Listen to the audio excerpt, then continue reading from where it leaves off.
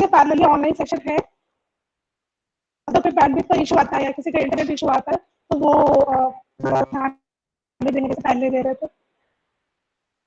तो मैं आप लोग को यहाँ पर पढ़ाने के लिए आई हूँ पावर सिस्टम एनालिसिस। बहुत ही इंपॉर्टेंट सब्जेक्ट है ये। जैसे पावर इलेक्ट्रॉनिक्स हो गया, मशीन्स हो गया। तो आप लोग को पता होगा कि मशीन्स, हम लोग कितने मशीन्स पढ़ते हैं इलेक्ट्रिकल में? ठीक है। वैसे पावर सिस्टम कितने पढ़ते हैं? हाँ, 4 पावर सिस्टम पढ़ते हैं हम लोग। हाँ जी। मैम आज हम लोग okay okay, am I audible to all? Ma'am your voice is cracking. Am I audible to all of you? No, ma'am. No? अब बातें नहीं। मैम वॉइस क्रैक हो रही Okay, है। am I audible to all of you? Voice crack हो रही है? Yes ma'am.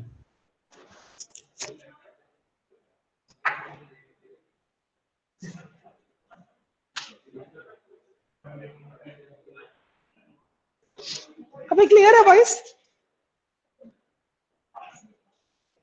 Voice clear है सब लोगों को? वॉइस ठीक ma'am. Yes ma'am. Yes ma'am. Yes ma'am. Voice clear है, ठीक है।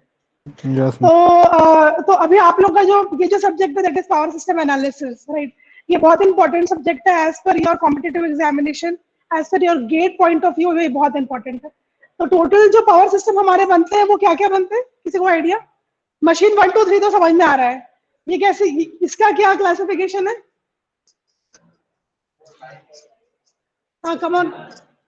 Okay, how do you define a power system? मतलब आप क्या समझते हैं पावर सिस्टम से? क्या क्या चीज होती है पावर सिस्टम में? जनरेशन से लेके डिस्ट्रीब्यूशन, मतलब क्या क्या चीजें आएंगी? Generation, transmission and distribution system. तो आप लोगों ने ऑलरेडी पढ़ लिया था जनरेशन, आई गेस वो आप लोगों का कवर्ड है। आप लोगों ने इलेक्ट्रिकल पावर सिस्टम पढ़ा, इलेक्ट्रिकल पावर जनरेशन पढ़ा हुआ है। उसमें जनरेशन का पोर्शन आप लोगों का थोड़ा बहुत कवर्ड है। और अब जो बचता है वो है ट्रांसमिशन। तो अच्छा, मैं आप लोगों को प्रॉपर नोट्स दे दूं, है ना? क्योंकि ये बहुत ही इंपॉर्टेंट सब्जेक्ट है और आगे भी आप लोगों के लिए बहुत हेल्पफुल रहेगा। तो आप लोग एक सेपरेट कॉपी मेंटेन करोगे, है ना? और उसमें आप लोग स्टार्टिंग से आज तो सब रफ में लिखे होंगे, लेकिन मैं प्रॉपरली अच्छे से नोट्स दूंगी। अगेन, ये जो सब्जेक्ट है ये पूरा 80% न्यूमेरिकल है और 20% थ्योरी है। बस इंट्रोडक्शन रहेगा, स्टार्टिंग का बातें नहीं, लास्ट बेंच बातें नहीं। तो हम लोग क्या करने वाले हैं कि थोड़ा सा इंट्रोडक्शन थोड़ा आएगा थ्योरी का, फिर पूरे न्यूमेरिकल है। जैसे आप लोग फर्स्ट ईयर में पढ़े थे सर्किट्स में, जैसे पढ़े हो, if you know the drill कि कैसे वो प्रॉब्लम सॉल्व करना है। एग्जांपल थेवेनिन थ्योरम ले लो। अगर आपको पता है कि थेवेनिन थ्योरम में क्या करते हैं, हम लोग लोड रेजिस्टेंस हटाते हैं, then we used to calculate VTH, then RTH के लिए शॉर्ट करते हैं, ओपन करते हैं। तो अगर ये सारी चीजें आपको पता है तो आप आराम से सॉल्व कर सकते हो। पावर सिस्टम भी उतना ही ईजी है अगर आप लोगों को पता है कि हमको प्रॉब्लम कैसे अप्रोच करना है। तो मैं 3 से 4 लेवल के प्रॉब्लम कराऊंगी यहाँ पर। और पहले हम लोग एक बेसिक एक प्रॉब्लम करेंगे, फिर उसके ऊपर एक प्रैक्टिस, दूसरा लेवल एक प्रैक्टिस, तीसरा लेवल एक प्रैक्टिस।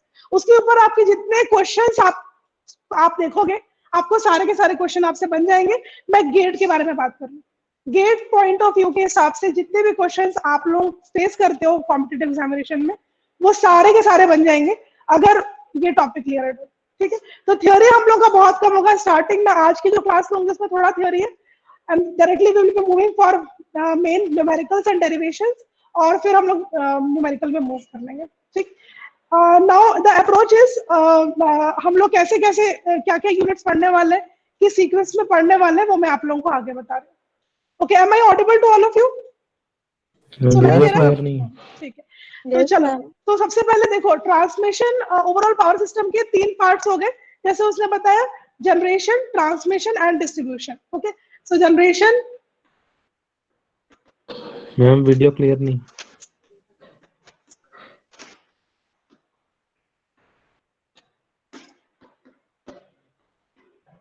ये लाइट ऑन कर देना, लाइट तो ऑन।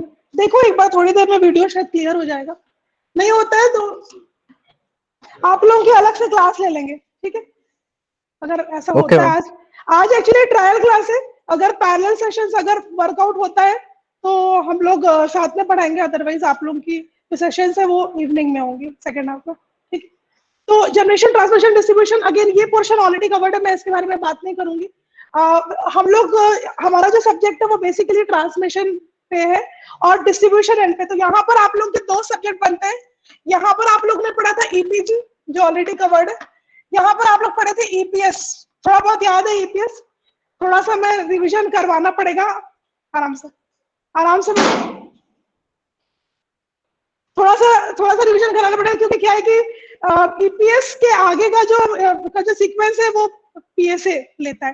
तो वह सब्जेक्ट ईपीएस, दूसरा पीएसए, ये दोनों का दोनों जो सब्जेक्ट है ट्रांसमिशन लाइन के अंदर आता है, ट्रांसमिशन के अंदर आएगा।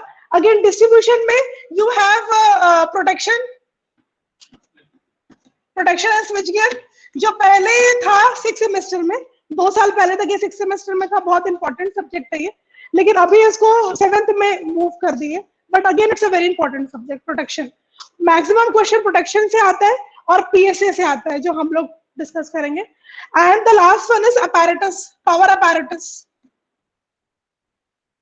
तो इसमें हम लोग बेसिकली सारे हार्डवेयर कंपोनेंट बात करते हैं, जैसे ग्राउंडिंग क्या होती है, इंसुलेटर्स कहाँ लगाते हैं, क्यों लगाते हैं, कहाँ पर कौन सा इंसुलेटर लगेगा, सबस्टेशन में कैसे हार्डवेयर कंपोनेंट फिट होते हैं, अगर उसका कोई, जैसे वो अगर कोई डेप्रिसिएशन आ रहा है एज के वाइज में, अगर वो खराब हो रहा है चीज, तो कैसे उसको रिप्लेसमेंट करते हैं, इकोनॉमिकली कितना सही है, ये सब चीज हम लोग इस यूनिट में डिस्कस करते हैं। तो अगेन ये दोनों तो डिस्ट्रीब्यूशन पोर्शन है और ये 7th में आप लोग कवर करेंगे।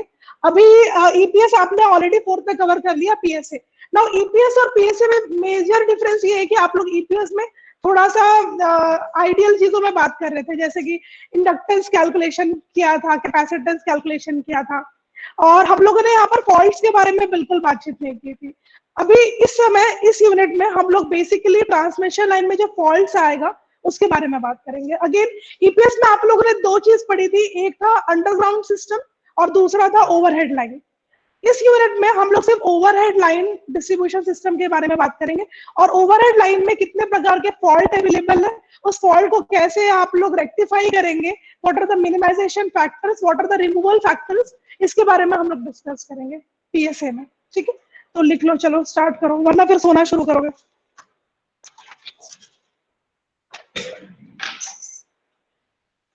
आप लोग भी लिखेंगे?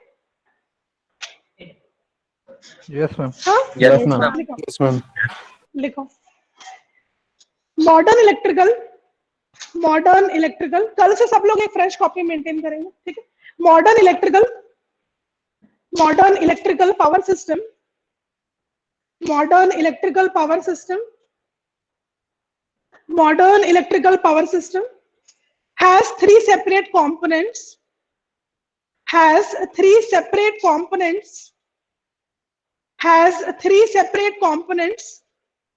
generation,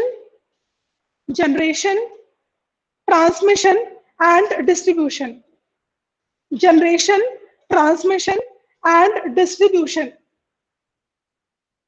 Generation, transmission and distribution. Electrical power are generated by generating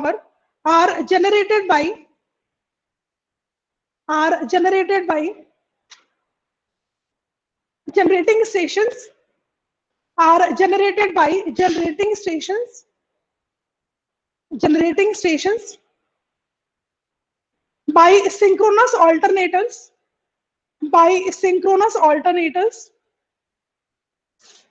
that are usually driven by steam turbines.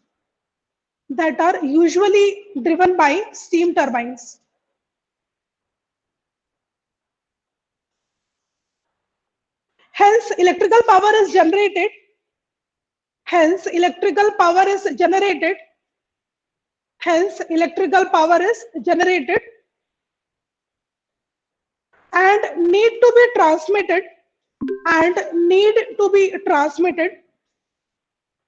need to be transmitted over long distance transmission line.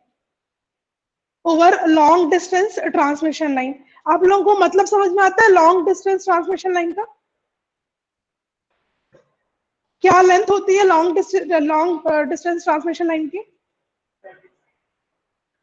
More than आप लोग 250 ने ऑलरेडी kilometers. पढ़ा हुआ है, very good very good. More than 250 kilometres long line transmission line होती है।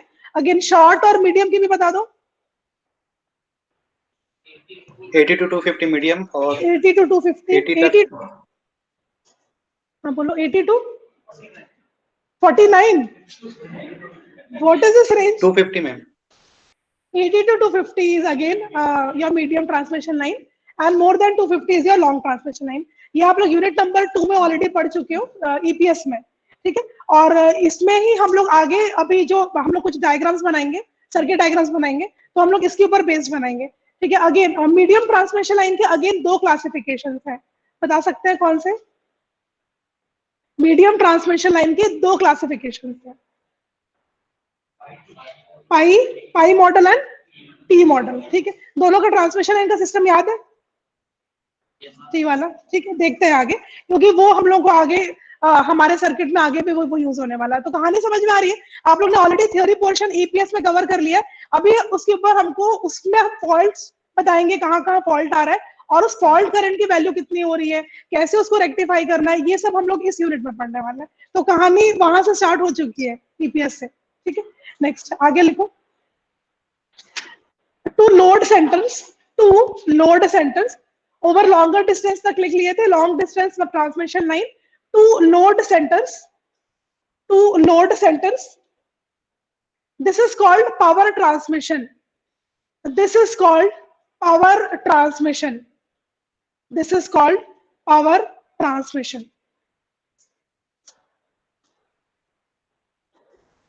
Next कुछ point और आएंगे, मैं वैसे ट्रांसमिशन के बारे में बात कर रही हूँ। I am not going to the distribution end, क्योंकि वो अगेन मैं आई गेस मुझे अपैरेटस लेना है आगे, तो डिस्ट्रीब्यूशन एंड पे हम उस समय बात करेंगे। Now again in transmission line कुछ लोगों को पता होगा, वन एक टर्म आता है that is known as right of way. किसी को आइडिया है क्या राइट ऑफ वे? एनीवन? जिन लोगों को मैंने फर्स्ट ईयर पढ़ाया है उनके साथ में मैंने एक कभी डिस्कस किया था राइट ऑफ वे। किसी को आइडिया है? नहीं? तो देखो होता ये है कि हमारे पास में जो पावर है वो लो वोल्टेज लाइन भी होती है, हाई वोल्टेज लाइन भी होती है। हाई वोल्टेज डीसी होता है, हाई वोल्टेज एसी होता है। एक्स्ट्रा हाई वोल्टेज डीसी होता है, एक्स्ट्रा हाई वोल्टेज एसी होता है। अल्ट्रा हाई वोल्टेज एसी होता है, ultra high voltage DC lines होती है। अगेन ईएचवी एसी और ईएचवी डीसी आप लोगों का फाइनल ईयर का सब्जेक्ट बनता है। 7th और 8th में आप लोग ये पूरा एक सब्जेक्ट बनेगा आप लोगों का। बट एनी आइडिया कि अगर हम एक हाई वोल्टेज डीसी ट्रांसमिट करें और हाई वोल्टेज एसी ट्रांसमिट करें तो किसमें खर्चा कम आएगा? हाई वोल्टेज डीसी में। Very good. High voltage DC में ट्रांसमिशन लाइन की जो कॉस्ट है वो कम आती है और एसी में थोड़ा सा वो ज्यादा आता है, ठीक है। उसके अलग अलग रीजन है, मैं उन सब चीजों में अभी मैं नहीं जाऊंगी। तो अगेन राइट ऑफ वे का कहना ये है कि जब भी आप लोग कोई high voltage DC, extra high voltage DC या अल्ट्रा हाई वोल्टेज डीसी किसी प्राइवेट प्रॉपर्टी से अगर आप मूव करा रहे हैं, मैं ओवरहेड के बारे में बात करूं, don't go for underground cables. अगर आप किसी प्राइवेट प्रॉपर्टी से, सपोज आपके पास में कोई एक एरिया है और आपके एरिया से अगर कोई हाई वोल्टेज डीसी एसी या ईएचवी डीसी एसी को अगर ट्रांसमिट करना है तो हमको एक लाइसेंस पेपर उनसे परमिशन लेना पड़ता है। That proper permission is known as right of way, ठीक है। कई बार ये क्वेश्चन आता है, that is known as right of way. आप एक पॉइंट लिख लो बस, राइट ऑफ वे, और माइंड में रखना कि what is basically right of way. Again next point is what is power pool. Right of way लिख लो। Next power pool, power pool, ये सारे इंपॉर्टेंट पॉइंट्स हैं, ये सारे ट्रांसमिशन लाइन में आएंगे और हम बार बार ये पॉइंट्स अपने सब्जेक्ट के टाइम पे बात करते रहेंगे, राइट। तो आप लोगों को पता होना चाहिए। Next what is power pool? Anyone?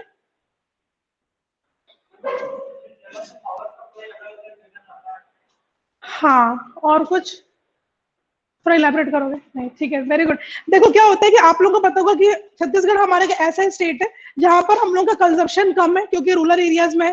तो ज्यादातर लोग यहाँ पर मतलब हाई एंड एक के घर में 3 से 4 एसीज या फिर ज्यादा अपार्टमेंट्स या फिर मेन आईटी कंपनीज नहीं है। सो दैट्स द रीजन कि हमारे यहाँ कंजम्पशन ऑफ इलेक्ट्रिकल थोड़ा कम है, पावर थोड़ा कम है, लेकिन जनरेशन बहुत ज्यादा है। तो हम लोग क्या करते हैं, बेसिकली तेलंगाना को और आंध्र प्रदेश को हम लोग इलेक्ट्रिसिटी सेंड करते हैं और उनसे हम लोग टैरिफ ले लेते हैं। तो ये जो एक कनेक्शन बन गया, हम ये कह सकते हैं कि हम लोगों ने तेलंगाना वालों के साथ में एक पावर पूल एस्टैब्लिश किया है। बात समझ में आ रही है? मतलब क्या हो रहा है कि हम लोग एवरीडे, हर टाइम पे, हर सेकंड पे हम लोग हमारे नेबरिंग स्टेट्स को हम लोग पावर भेजते हैं। अगर हमारा स्टोरेज पूरा हो गया, अगर हमारा स्टोरेज कंप्लीट हो गया, तो हम लोग दूसरे नेबरिंग स्टेट्स को हम लोग पावर भेजते हैं। So that complete process is known as power pool. ठीक है, तो नेक्स्ट पॉइंट लिख लो, पावर पूल। ये 2 पॉइंट इंपॉर्टेंट थे। अगेन नेक्स्ट लिखो, basic structure of power system. Basic structure of power system, basic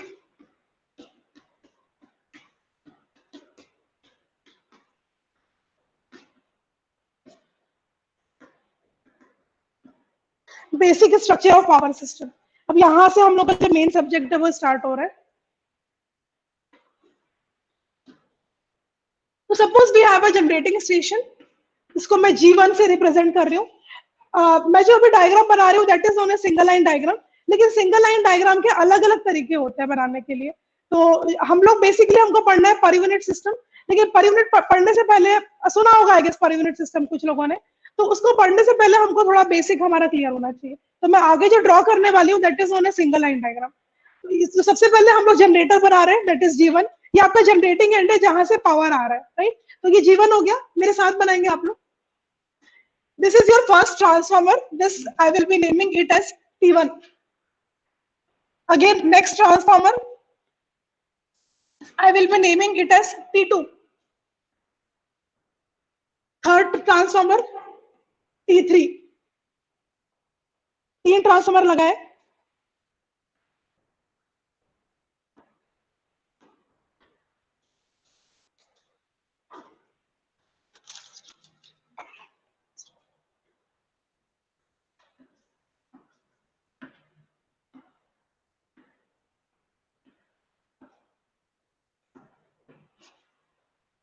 Now this is my first load known as industrial load. Second, commercial use, commercial loads. And third one is domestic loads. तो ये मैंने एक transmission line बनाई है जहां पर मैंने थोड़ा जनरेशन डाला है, ट्रांसमिशन डाला है। ट्रांसमिशन में मैंने अभी सिर्फ ट्रांसफार्मर बताया है और फिर मैंने यहाँ पर लोड्स कनेक्ट कर दिए। 3 अलग अलग टाइप के लोड है, एक इंडस्ट्रियल है, डोमेस्टिक है और कमर्शियल है।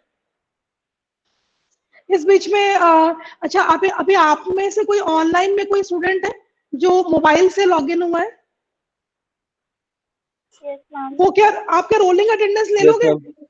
रोलिंग स्क्रीनशॉट लेने आता है Yes, ma'am. सारे पार्टिसिपेंट्स का एक साथ, है ना? Okay, ma'am. तो मुझे व्हाट्सएप कर देना, एक रोलिंग अटेंडेंस ले लो। मैं भी ले रही हूँ, लेकिन अगर कोई अटेंडेंस में कोई इशू होगा तो कौन भेजेगा मुझे रोलिंग अटेंडेंस?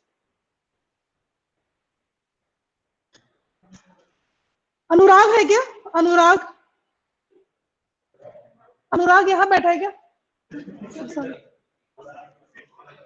कौन लेगा यहाँ पर? कोई नहीं लेगा? तुम लोग के लिए ये इनका अटेंडेंस हो जाएगा। कृतिका, हाँ Kritika. Yes, ma'am. I will send it to you. हाँ, ओके। तो हम लोग के पास में 3 लोड हो गए, इंडस्ट्रियल, कमर्शियल और डोमेस्टिक, राइट? अब मुझे ये बताओ कि ये 3 ट्रांसफार्मर है। अब ये बताओ कि T1 स्टेप अप होगा या स्टेप डाउन होगा? T2 को स्टेप अप करना चाहिए या स्टेप डाउन, और T3 को क्या करना चाहिए? ये आप लोग मुझे बताओगे। सपोज यहाँ से हम लोग कुछ भी 22 किलोवोल्ट सपोज हम लोग ने जनरेट कर लिया, कोई वैल्यू जनरेट कर ली। नो, यहाँ पर क्या करेंगे?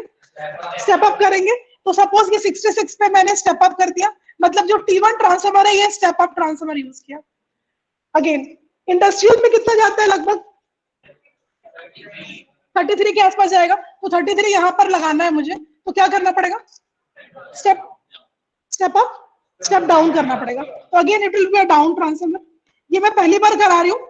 इसके बाद जितने सिंगल लाइन डायग्राम बनेंगे आप लोगों को ऑटोमेटिकली समझ जाना है कि कहां पर स्टेप अप होगा, कहां पर स्टेप डाउन होगा। ठीक है, अगेन 33 हो गया। इसके बाद में कमर्शियल पे कितना जाता होगा? 11 kV 400, I guess 400 is enough, ठीक है 400 यहाँ भेज दो। ऐसे बहुत सारे कमर्शियल कॉम्प्लेक्स बनेंगे, मैं सिर्फ एक ही डाल रही हूँ लोड में। डोमेस्टिक में कितना जाता है 230। तो यहां पर क्या लगेगा, T3 क्या हो रहा होगा, step down, again step down to 11 kilovolt कर देते, बाकी कमर्शियल में वो डिस्ट्रीब्यूट हो जाएगा अपने साथ। तो this is not a fix value, लेकिन यहां से आपको ये समझ में आना चाहिए कि हम लोगों ने क्या किया, जनरेटिंग एंड में हम लोगों ने एक स्टेप अप ट्रांसफार्मर लगाया है, उसके बाद में हम लोग उसको ट्रांसमिट कर लिए और फिर हम लोग धीरे धीरे स्टेप डाउन कर रहे हैं और उसको हम लोग लोड्स को देते जा रहे हैं, राइट। तो जनरेटिंग एंड के पास में हमेशा एक स्टेप अप ट्रांसफार्मर लगाना पड़ेगा हमको, ठीक। This point should be noted. Next, तो लिखो यहाँ पर इट कंटेन्स, आप लोग भी लिखेंगे इट कंटेन्स, ये बन गया आप लोगों का ऑनलाइन स्टूडेंट्स, डायग्राम बन गया, ओके। लिखो इसके नीचे लिखो, Yes, ma'am. In generating stations, in generating stations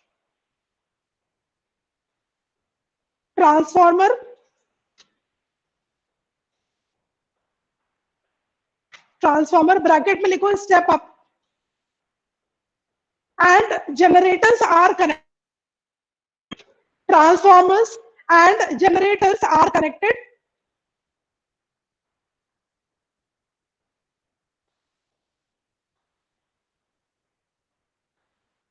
electrical power of 22 kilovolt, electrical power of 22 kilovolt is generated by a generator, is generated, likho, is generated, electrical power of 22 kilovolt is generated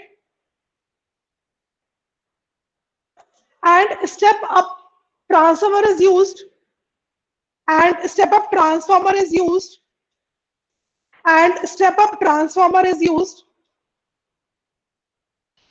to convert it into 66 kilovolt supply, to convert it into 66 kilovolt supply, to convert it into 66 kilovolt supply. Then sub transmission line, these are known as sub transmission line, then sub transmission line contains transformer T2 and T3, then sub transmission line contains transformer T2 and T3, and the voltage is stepped down, and the voltage is stepped down, transformer T2 and T के बाद T2 and T3, and the voltage is stepped down, and the voltage is stepped down to 11 kilovolt, 400 volt and 230 volt respectively. 11 kilovolt to 400 volt and 230 volt respectively. Next, देखो faults in transmission line, next heading faults in transmission line. ये हम detail में पढ़ेंगे जैसे जैसे हम unit में move करेंगे।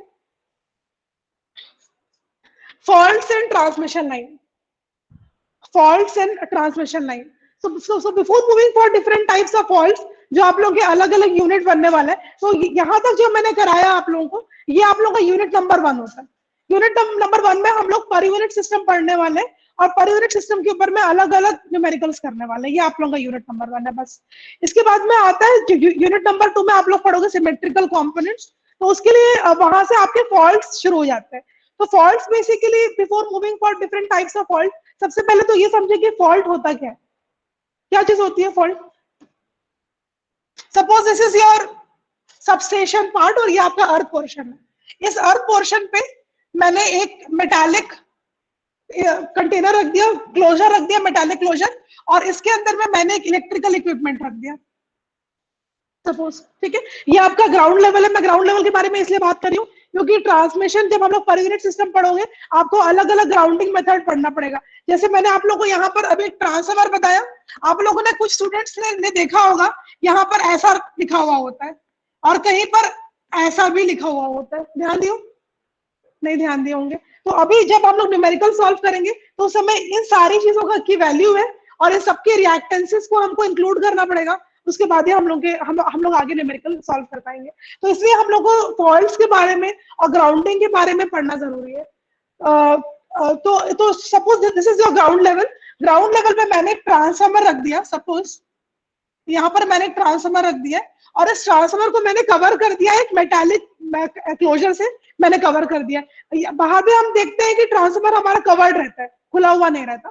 तो मैंने सपोज ऐसे रख दिया, ये सबस्टेशन है हमारे पास। अब क्या हो रहा है, हमारे पास में एक मेंटालिटी ये है कि हम क्या करेंगे, अगर हमारे ट्रांसफार्मर को हमको पीरियोडिक चेकिंग करनी है या आपको कुछ उसमें कुछ चेंज करना है या अगर कोई फॉल्ट आया हुआ है, तो वहां पर जो भी लाइनमैन है वो क्या करेगा, सबसे पहले वो क्लोजर ओपन करेगा। तो ओपन करने में 80% लोग ये सोचते हैं कि क्लोजर में करंट नहीं है, राइट। तो नॉर्मल कंडीशन में अगर सपोज ये आपका लाइनमैन है तो ये लाइनमैन इसको टच करेगा और अंडर नॉर्मल कंडीशन इसको कोई करंट नहीं लगने वाला है। लेकिन अगर कोई फॉल्टी कंडीशन हो गई है, अगर कोई वायर है वो वहां से टूट गया है और वो इसको यहाँ पर टच कर रहा है, तो अब अगर ये लाइनमैन इसको टच करेगा तो उसको करंट लगेगा, राइट। अब सेकंड एक और जो लाइनमैन है वो यहाँ पर आया और उसने इस लाइनमैन को टच किया, ये सबके सब एक साथ ग्राउंड लेवल पे खड़े हुए हैं, तो उसको करंट लगेगा कि नहीं लगेगा, उसको भी लगेगा। दैट मींस व्हाट, इसका मतलब से हम लोग ये समझ सकते हैं कि ग्राउंड कोई बहुत बड़ा इंसुलेटर नहीं है।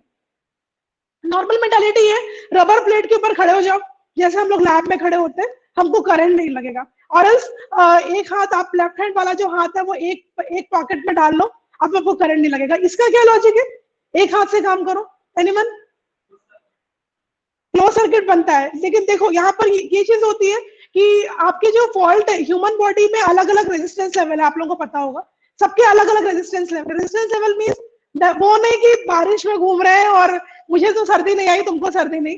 We have our resistance level in ohms, वो एक रेजिस्टेंस लेवल होता है।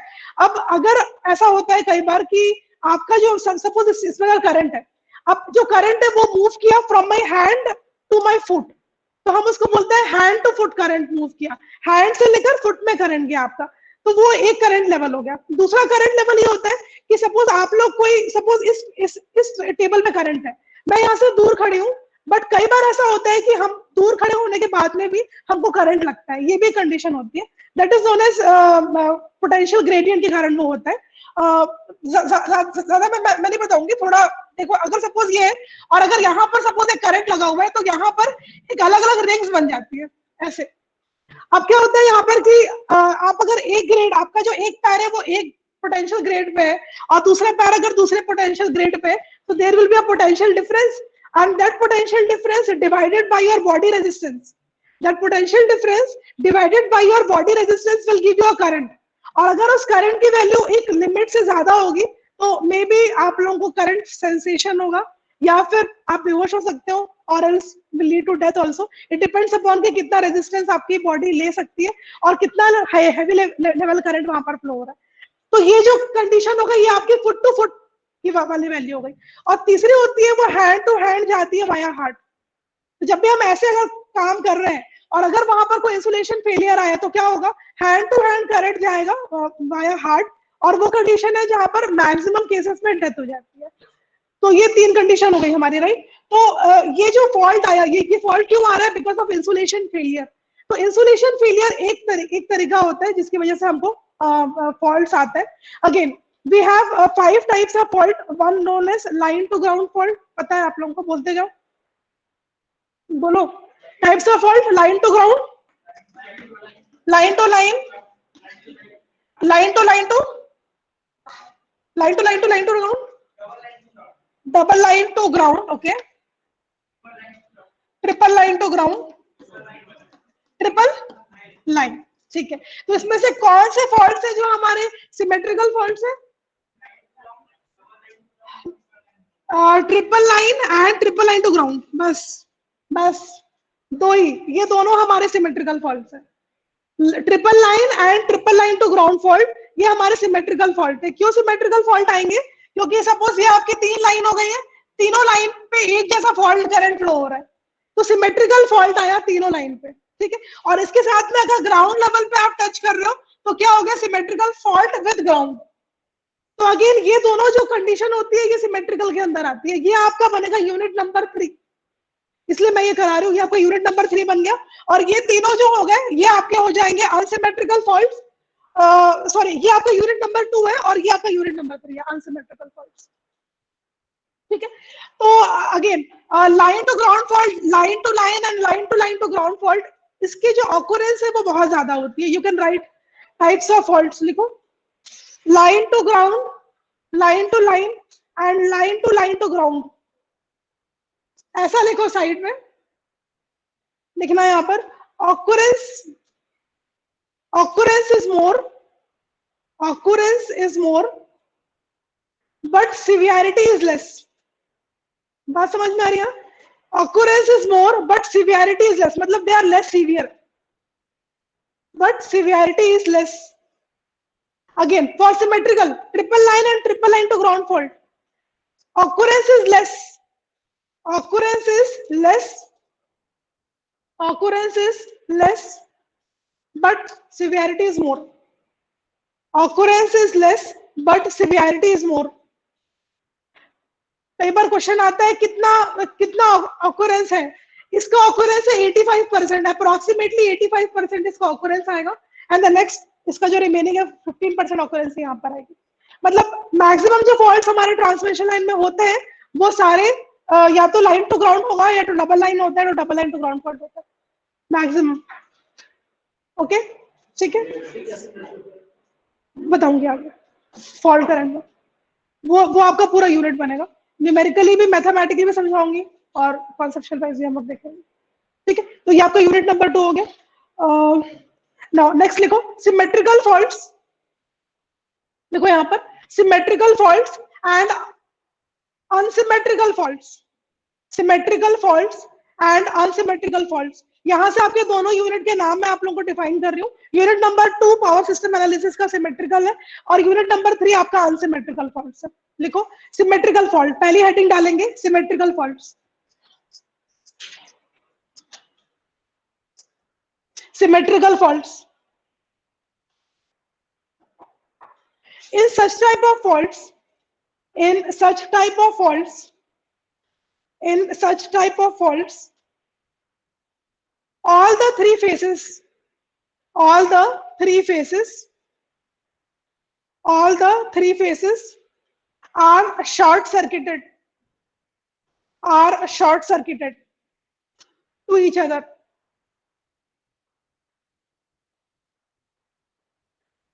and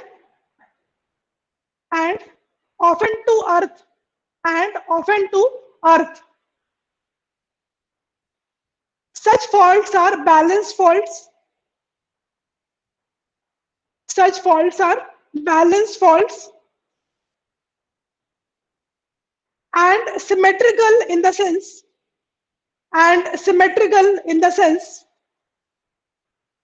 system remains balanced, and symmetrical in the sense system remains balanced, system remains balanced even after the fault has occurred, even after the fault has occurred.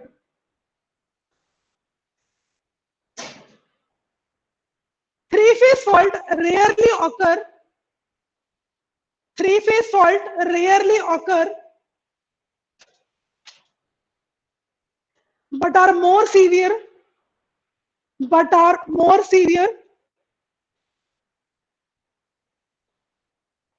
which involves large amount of fault current, which involves large amount of fault current, which involves large amount of fault current. Next heading, unsymmetrical faults, unsymmetrical faults। तो इसमें आप लोग example लिख सकते हैं, examples are triple line and triple line to ground. Next unsymmetrical faults, unsymmetrical faults, here fault occurs, here faults occur in any one or two phases, in any one or two phases, and here each phase, and here each phase and here each phase carries different current, and here each phase carries different current.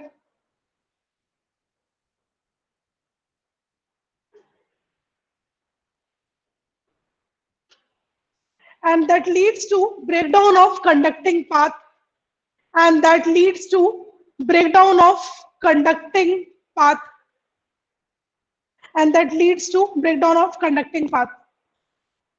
तो यहां से एक question और बनता है कि ये जो single line to ground fault है, डबल लाइन टू ग्राउंड है, जितने भी फॉल्ट्स मैंने आपको बताया, ये सारे ओपन सर्किट फॉल्ट है या शॉर्ट सर्किट फॉल्ट है? ओपन सर्किट फॉल्ट है, शॉर्ट सर्किट फॉल्ट है? बहुत इंपॉर्टेंट क्वेश्चन, कई बार आता है।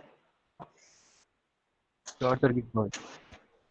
शॉर्ट सर्किट फॉल्ट, ये सारे के सारे आपके शॉर्ट सर्किट फॉल्ट है। अगेन अगर ये ओपन सर्किट होता तो ऐसे फॉल्ट यहां आता, अगर दो फेज में फॉल्ट आ रहा है तो फॉल्ट ऐसे आता। तो ये सारे ओपन सर्किट फॉल्ट होते हैं, राइट? तो ये जो जितने भी चीजें अभी तक मैंने आपको कराई है सारे के सारे शॉर्ट सर्किट फॉल्ट है। Point number 1। Point number 2, question ये आता है कि ये जितने भी फॉल्ट्स है उसके कारण ब्रेकडाउन ऑफ कंडक्टिंग पाथ होता है या ब्रेकडाउन ऑफ इंसुलेशन होता है? सेकंड क्वेश्चन, बहुत इंपॉर्टेंट क्वेश्चन। अगेन ये जो जितने भी फॉल्ट्स मैंने आपको बताया इसमें ब्रेकडाउन ऑफ कंडक्टिंग पाथ मतलब समझ रहे हैं, breakdown of conducting path and second is breakdown of insulator. दोनों के बारे में मतलब समझ रहे हैं आप लोग क्या?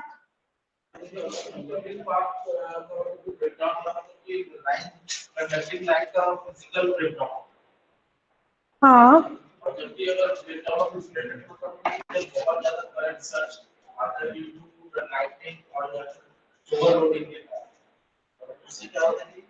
दो लाइन के बीच से कंडक्टिंग पाथ क्रिएट होता है। राइट, वही मैं पूछ रही हूँ कि कंडक्टिंग पाथ क्या होता है?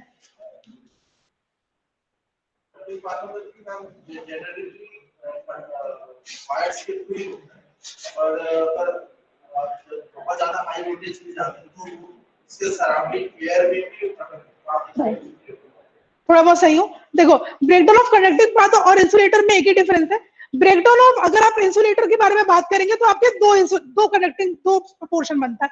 एक बनता है फ्लैश ओवर, सुने होंगे शायद, एक होता है फ्लैश ओवर और दूसरा होता है पंक्चर। अब होता क्या है, देखो सपोज ये आपका पोल हो गया, इस पोल में ये आपका क्रॉस आर्म हो गया, बात समझ में आ रही है ना? ये सारे आपके क्रॉस आर्म हो गए, ये आपका पोल है और यहाँ पर आपके ये क्रॉस आर्म्स लगे हुए हैं ऐसे, ये तीन, ये देखे होंगे ट्रांसमिशन लाइन। तो जो वर्टिकल पोर्शन है इसको हम लोग सपोर्ट बोलते हैं और जो हॉरिजॉन्टल लाइन लगी हुई है वो वहां पे क्रॉस आर्म्स है। इसमें मैं अपना इंसुलेटर हैंग कर दी, तो मैंने एक सस्पेंशन इंसुलेटर लिया, ये हैंग कर दी और यहाँ से ये मेरा ट्रांसमिशन लाइन गया हुआ है, right? Now what is flash over? Flash over में क्या होगा कि ये जो यहाँ पर कुछ इंसुलेशन ब्रेकडाउन होगा, कुछ इंसुलेशन फेलियर होगा और ये किसका बना हुआ है? ये स्टील का बना हुआ होगा। नॉर्मली वुडन पोल्स तो आजकल अवेलेबल नहीं है, स्टील टावर्स अवेलेबल है या फिर कंक्रीट रेनफोर्स आरसीसी पोल्स हम बोलते हैं वो अवेलेबल है। तो अगर सपोज यहाँ पर स्टील का बना हुआ है, यहाँ पर अगर कोई फ्लैश ओवर आया है तो क्या होने वाला है, यहाँ से लेकर इसके बीच में एक आर्क आ जाएगा, आर्क एक स्पार्क आएगी और स्पार्क के कारण क्या होगा, यहाँ पर जो एरिया है, जो सराउंडिंग एरिया है वो शॉर्ट सर्किट हो जाएगा। That is known as short circuit or breakdown of conducting path we used to say। लेकिन अगर इसमें एक कंडीशन ये देखो कि अगर वो स्पार्क आपके इंसुलेटर के बॉडी के थ्रू पास होती है तो इसके कारण क्या होता है, ये तो किसका बना हुआ होता है इंसुलेटर? किसका बना होता है? पोर्सिलिन। वेरी गुड, क्योंकि अभी मैंने जो वाइवा लिया था, बच्चे कॉन्फिडेंटली, तुम्हारे क्लास के बच्चे बहुत कॉन्फिडेंटली बोले कि ma'am insulators are made up of stones. फिर दूसरा बच्चा बोलता है no no ma'am he is wrong, insulators are made up of wooden material. जी हाँ, है कर रहे हो, यहीं से दो चार होंगे। तो these insulators are not made up of stones or steels or wooden, they are porcelain और clay या फिर जिसको आप बोलते हैं चीनी मिट्टी, उसका बना हुआ होता है। तो जैसे ही आप अगर इसके बीच से अगर आप स्पार्क देंगे तो उसमें क्रैक आ जाएगा और अगर क्रैक आ गया तो क्या हो जाएगा, आपको पूरा इंसुलेटर का जो पोर्शन है वो रिप्लेस करके चेंज करना पड़ेगा, उसमें कोई दूसरा ऑप्शन नहीं है।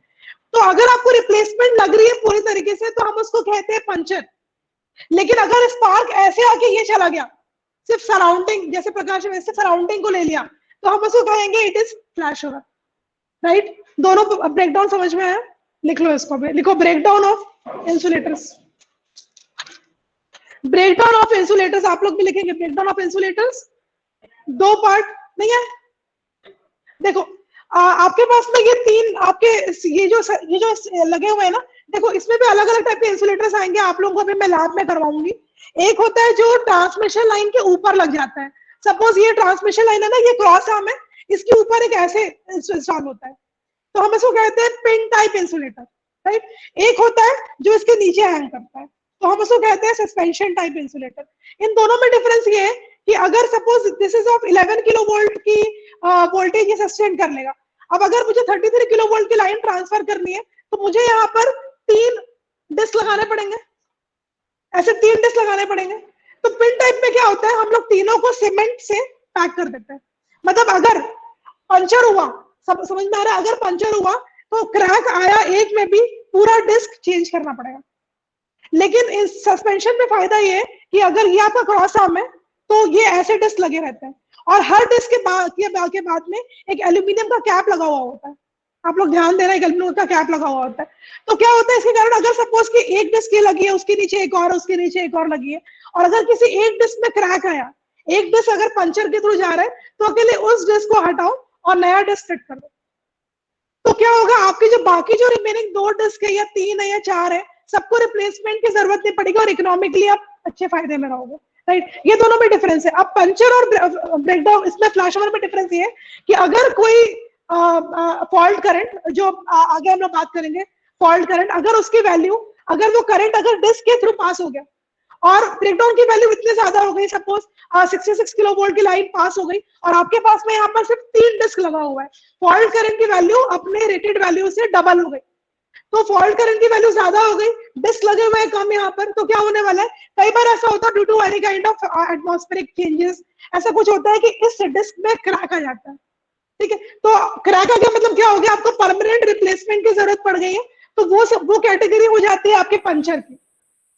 दूसरा होता है, अगर कोई स्पार्क इस पॉइंट से लेकर ऐसे आया, स्पार्क रिलीज हुआ और थोड़े टाइम के लिए जो ट्रांसमिशन लाइन है वो काम नहीं कर रहा है, और and this happens because of, अगर इसके ऊपर ज्यादा डस्ट डिकम्पोजिशन हो जाए, अगर पीरियोडिकली इसकी जो क्लीनिंग होती है वो नहीं हो रही है, या फिर इसके ऊपर कुछ वाटर ड्रॉपलेट्स जो कि आइडली रुकने नहीं चाहिए क्योंकि it is made up of porcelain clay, लेकिन अगर वो रुके हुए हैं वहां पर किसी वजह से, तो उसके कारण भी कई बार स्पार्किंग हो जाती है। और वो स्पार्किंग अगर आ रही है तो कुछ टाइम के लिए, टेम्परेरी टाइम के लिए ये वर्क नहीं करेगा, तो उस कंडीशन को हम लोग बोलते हैं फ्लैश ओवर कंडीशन, ठीक है। तो क्या समझ में आई बात, ये कि अगर पंचर हुआ तो डिस्क पूरा चेंज करना पड़ेगा, अगर फ्लैश ओवर हुआ तो हमको चेंज करने की जरूरत नहीं, just go and clean that surface, या फिर अगर डस्ट डिकम्पोजिशन ज्यादा हुआ तो साफ कर दो, ठीक है। और देखो कि और कहीं दूसरी जगह पर तो कोई फॉल्ट नहीं आया या कोई ब्रेकडाउन नहीं हुआ, ठीक मैम, तो हाँ मैम जैसे सिंगल डिस्क को हम लोग रिप्लेस कर रहे हैं तो उसको पंक्चर नहीं बोलेंगे? That is also puncture. Everything जो किसी भी बॉडी की या किसी भी डिस्क के थ्रू जाए, एवरीथिंग कम्स अंडर पंक्चर, ठीक है। देखो breakdown of insulators, first puncture, second flash over. In case of pin, in case of pin and shackle type insulators, shackle in case of pin and shackle क्या होता है, देखो 2 minute सुन लो। shackle क्या होता है, shackle पहले जमाने में यूज होते थे जब हमारे पास में वुडन पोल्स होते थे, उस समय तो स्टील पोल आए थे, तो लकड़ी जो रहती थी या जो पेड़ होते थे उसके ऊपर में हम लोग एक छोटा सा चीनी मिट्टी का पोर्शन लेते थे और उसको यहाँ जोड़ के उसके ऊपर से पास करते थे। सपोज ये आपका पेड़ का जो स्टेम है वो हो गया, इसके ऊपर हमने ये इंसुलेटर लगाया और यहाँ से जो ट्रांसमिशन लाइन है वो निकाल दी, तो वो उस टाइम पे ऐसे जो इंसुलेटर है जो वुडन पोल्स के ऊपर लगते थे, हम उसको बोलते थे shackle type insulator. They were used for very low voltage transmission lines. तो लिखो, in for pin and shackle type insulators there is a need to replace the entire disk. There is a need to replace the entire disk. There is a need to replace the entire disk. In case of puncture breakdown, in case of puncture breakdown, in case of puncture breakdown. But in case of strain, S-T-R-A-I-N, but in case of strain and suspension, एक minute pause करूंगी. Strain और suspension में difference, anyone? Difference between strain type insulator and suspension type insulator? Ideally, exactly, there is no difference at all. बस आप इस point को उठाओ और ऐसे कर दो, ठीक है. मतलब wherever there is a need for change of direction, suppose आपकी समता कॉलोनी इधर है, सिंधी कॉलोनी इधर है, तो आपको डायरेक्शन चेंज करना पड़ेगा ट्रांसमिशन लाइन के लिए. तो सेम पोर्शन को उठाओ, डायरेक्शन चेंज करोगे तो उसको आप अगर हल्का उठा दोगे, आप यहाँ देखना वाई ब्रिज में ऐसे लगे हुए हैं कंडक्टर, तो वो सारे हो गए स्ट्रेन. और जो नीचे लटक रहे हैं that is known as suspension. मतलब construction wise there is no change. For change of direction और if there is a need for termination, अगर किसी पॉइंट पे आपको टर्मिनेट करना है अपने ट्रांसमिशन लाइन को, so for change of direction और for termination we go for strain और else we go for suspension. ठीक है. So for strain or for suspension type insulators, if there is puncture,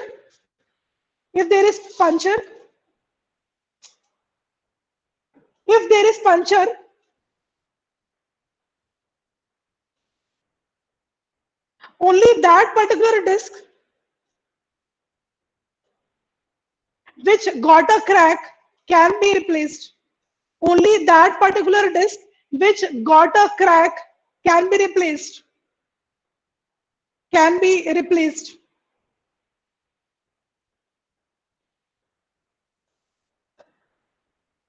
right. तो बस इतना ही है. तो देखो यहाँ पर इसे ये बात समझ में आ रही है कि जो ओपन सर्किट फॉल्ट है वो सारे ब्रेकडाउन ऑफ इंसुलेशन है. जो शॉर्ट सर्किट फॉल्ट है ब्रेकडाउन ऑफ कंडक्टिंग पाथ. मैं बाद में पूछूंगी एक आध बार, पता होना चाहिए. That is breakdown of conducting path. Open circuit fault is breakdown of insulator. Open circuit fault जो जब दो लाइन ओपन होती हुई दिख रही है तो ओपन में आएगा. हम जो पढ़ने वाले हैं वो सारे के सारे शॉर्ट सर्किट फॉल्ट है. Very important question. ठीक, ओके, ठीक है. आप आगे लिखो. नेक्स्ट एनालिसिस ऑफ, बस खत्म थ्योरी यहाँ पर. Analysis of faults. Analysis of fault सबसे पहले हम लोग सिमेट्रिकल पढ़ेंगे और then we will be moving for unsymmetrical faults. Analysis of fault. Heading डालो, एनालिसिस ऑफ फॉल्ट. लिखो the analysis of symmetrical faults. The analysis of symmetrical faults includes determination of voltage at any point in transmission line. Determination of voltage at any point in transmission line. Current in any branch.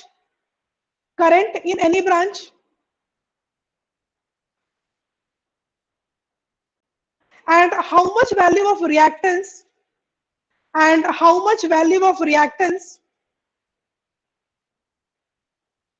need to be added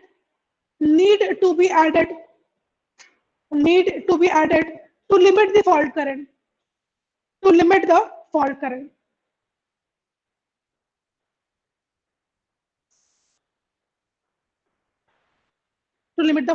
That's it.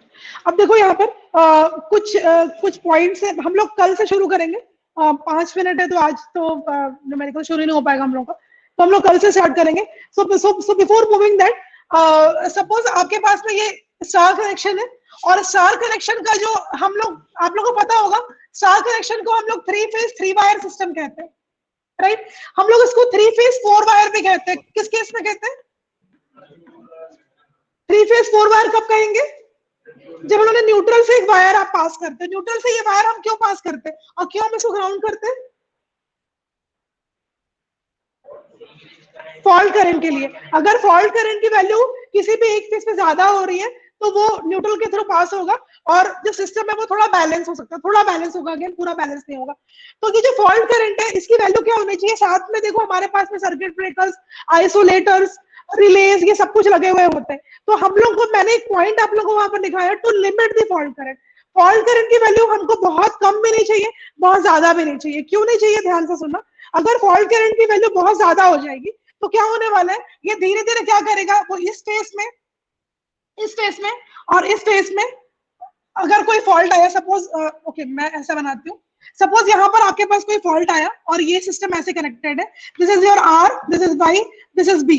इस phase में fault आया, जिस face में fault आएगा वहां का voltage हो जाता है 0, करंट की वैल्यू बहुत ज्यादा बढ़ जाती है, because we know that short circuit current की वैल्यू बहुत ज्यादा होती है। इसलिए यहाँ पर फॉल्ट करंट की वोल्टेज की वैल्यू 0 होगी और करंट की वैल्यू मेंटेन होगी। अब क्या होने वाला है, अगर ये ग्राउंडेड है तो ये क्या होने वाला है, और अगर ये पॉइंट अगर ग्राउंडेड है तो ये ऐसे कनेक्शन होंगे। मतलब जो फॉल्ट करंट है वो धीरे धीरे आपके हेल्दी फेसेस में भी फ्लो होगा। बात समझ में आ रही है? हेल्दी फेस कौन सा फेस होगा, जहां पर फॉल्ट नहीं आया है। इस केस में फॉल्ट कहाँ आया है, हमारा बी फेस में फॉल्ट आया है। इस समय आर और जो वाई है वो आपके हेल्दी फेसेस कहलाते हैं, राइट। तो क्या होने वाला है, अगर फॉल्ट करंट की वैल्यू, अगर आप, ये तो ग्राउंड पे जाने वाला है, अगेन अगर आपने न्यूट्रल को ग्राउंड कर दिया तो क्या होने वाला है, जो फॉल्ट करंट है वो आपके हेल्दी फेस में फ्लो होने वाला है। अब अगर इस फॉल्ट करंट की वैल्यू बहुत ज्यादा होगी तो क्या होने वाला है कि आपके जो हेल्दी फेसेस है वो भी खराब हो जाएंगे, अगर कोई सर्किट ब्रेकर सिस्टम में नहीं लगा हुआ है। अगर इस फॉल्ट करंट की वैल्यू बहुत कम हो गई, कम कैसे होगी, अगर मैंने यहाँ पर एक रेजिस्टेंस या रिएक्टेंस लगा दिया और इस रेजिस्टेंस की वैल्यू मैंने बहुत हाई कर दी, सॉरी बहुत कम कर दी, सॉरी बहुत हाई कर दी, तो जब अगर हाई करेंगे तो क्या होगा, फॉल्ट करंट जो रहेगा बहुत कम हो जाएगा, क्योंकि ये रेजिस्टेंस के थ्रू पास होगा। उस टाइम पे हमारे जितने सर्किट ब्रेकर्स बने हुए हैं, या जितने आरसीबीस बने हुए हैं, जितने भी अर्थ फॉल्ट रिलेज बने हुए हैं हमारे पास, आजकल घरों में आता है, आजकल सर्ज इम्पीडेंस प्रोटेक्टर लगाओ घर में, एड में आता है बहुत सारी चीजें। तो ये सारी चीजें हम लोग घर पे लगाते हैं, लेकिन कई बार ये काम नहीं करती है। फिर कस्टमर आता है, बोलते हैं कि हमने इतना महंगा घर पे लगा के रखा है क्योंकि हम हाई एंड अप्लायंसेस हमारे घर में यूज कर रहे हैं, लेकिन ये सच आपका ये जो प्रोटेक्टर है वो काम नहीं कर रहा है। रीजन क्या है, रीजन ये है कि हर डिवाइस की अपनी एक लिमिट होती है, एक मैक्सिमम लिमिट और एक मिनिमम लिमिट। अगर यहाँ पर हमने रेजिस्टेंस की वैल्यू बहुत ज्यादा बढ़ा दी तो फॉल्ट करंट की वैल्यू बहुत कम हो जाएगी। फॉल्ट करंट की वैल्यू इतनी कम हो जाएगी कि आपके जो डाइवर्टर्स लगे हुए हैं या जो अरेस्टर्स लगे हुए हैं वो डिटेक्ट ही नहीं कर पाएंगे, और वो आपके रिले को सिग्नल नहीं भेजेगा और आपका सर्किट ब्रेकर ओपन ही नहीं होगा, राइट। तो इसलिए हमको चाहिए कि हमारी फॉल्ट करंट की वैल्यू एक लिमिट पे रहे, बहुत ही मिनिमम भी ना हो और बहुत मैक्सिमम भी ना हो। बात समझ में आ रही है क्या बोल रही हूँ मैं? अब और सब कुछ लोगों के घर में लगा होगा, सर्ज प्रोटेक्टर डाइवर्टर्स लगे रहते हैं, तो उसकी एक मिनिमम और मैक्सिमम रेंज होती है। तो हमको हमारे फॉल्ट करंट की वैल्यू एक बैंड पे चाहिए, एक लिमिट पे हमको चाहिए। सो दैट्स द रीजन कि हम लोग यहाँ पर जो रिएक्टेंस यूज करेंगे, तो आप लोग देखोगे यहाँ पर एक स्टार बनेगा, this is known as ungrounded. Ground के आगे में this is known as ungrounded, क्योंकि मैंने यहाँ पर फोर्थ वायर निकाला नहीं है, राइट। इसके बाद अगर मैं ऐसा बना दूं, then this is known as, लिख लो, दिस इज अनग्राउंडेड, ये लिखो सॉलिडली ग्राउंडेड। मतलब यहाँ पर मैंने कोई रेजिस्टेंस नहीं लगाया है, मैंने बस नॉर्मली ग्राउंड कर दिया, एक वायर लिया और मैंने ग्राउंड कर दिया, then it is known as solidly grounded. लिखो प्रकाश, सॉलिडली ग्राउंडेड। नेक्स्ट, अगर एक रेजिस्टेंस के साथ में ग्राउंड करेंगे, then it is known as resistance grounding method, resistance grounding method. और अगर एक रिएक्टेंस के साथ में ग्राउंड किया तो ये हो जाएगा रिएक्टेंस ग्राउंडिंग मेथड। फिर से कह रही हूं मैं, ungrounded, solidly grounded, resistance grounded, reactance grounded. तो जो हम आगे कल या परसों की क्लास में जब न्यूमेरिकल सॉल्व करेंगे, तो अगर यहाँ पर रेजिस्टेंस और रिएक्टेंस है तो उसको भी हमको अपने सर्किट डायग्राम पे डालना पड़ेगा, क्योंकि रेजिस्टेंस और रिएक्टेंस की वैल्यू हमको दी हुई होगी अलग से। तो ये सारे मेथड हम लोग क्यों यूज करते हैं, to limit the fault current, right.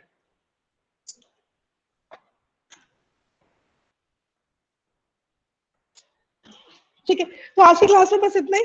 Online students can leave, और मुझे व्हाट्सएप कर देंगे डिटेल्स, मैं एक डाउनलोड भी कर लेती हूँ अपनी फाइल, लेकिन आप लोग मुझे अटेंडेंस व्हाट्सएप कर देंगे। Okay, thank you all. Thank you ma'am. Thank you, ma'am.